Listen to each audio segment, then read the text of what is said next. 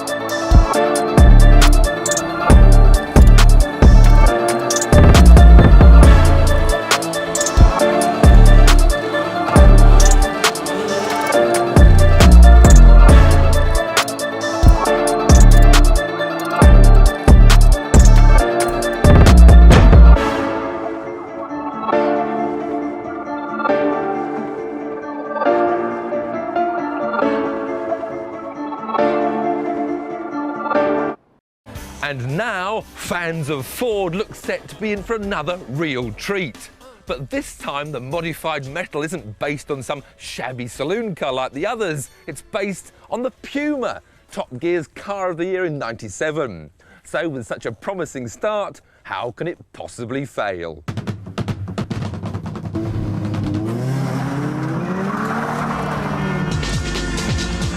Called the Ford Racing Puma, it's one of a run of just 1,000 cars which are only being made available in Great Britain.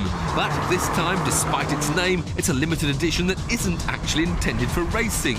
It's been developed by Ford Racing Europe with a brief to turn the standard Puma into an even purer driver's machine.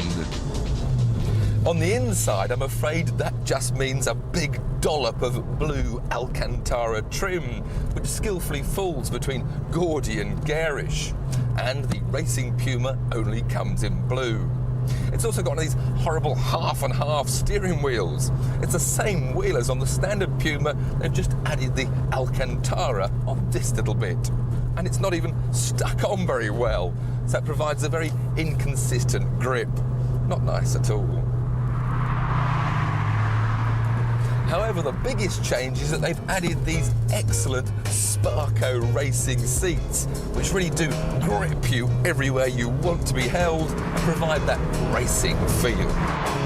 But where this car really differs is externally. The track has been widened, the wheels are bigger, housed under flared arches, aluminium at the front, and there's a new front spoiler.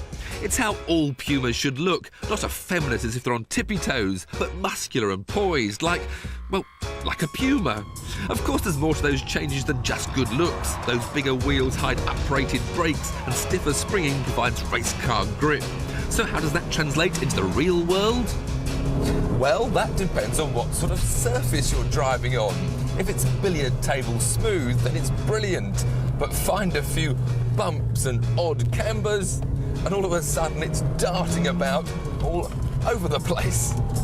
Now I think I'm beginning to realise what sort of racing driver this racing Puma is designed for. It's not the real world one, it's the computer kid who's constantly used to making lots of little tiny corrections to keep his imaginary car on the road. It's a kid's fun thing which you can hustle around country lanes at perfectly legal speeds with loads of grip to spare, yet feeling like you're Michael Schumacher on heat. Engine tweaks up the power to 153 bhp, but when you actually look at the figures, it's only 3 miles an hour faster than the standard Puma and about half a second quicker to 60. Yes, the driving experience is much more fun, but it's not £8,000 more fun. This Puma will set you back a huge £22,750, which is hard to justify. No, I'm sorry. I know that the racing Puma will be on the top of every kid's wish list, but you simply can't sensibly recommend it to anyone. It's just an overpriced child's toy. Cut. Is that it then? All done?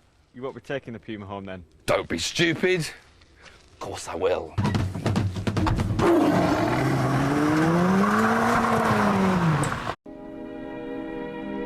And now, folks, it's time to say goodnight. We sincerely appreciate your patronage and hope we've succeeded in bringing you an enjoyable evening of entertainment. Please drive home carefully and come back again soon. Good night.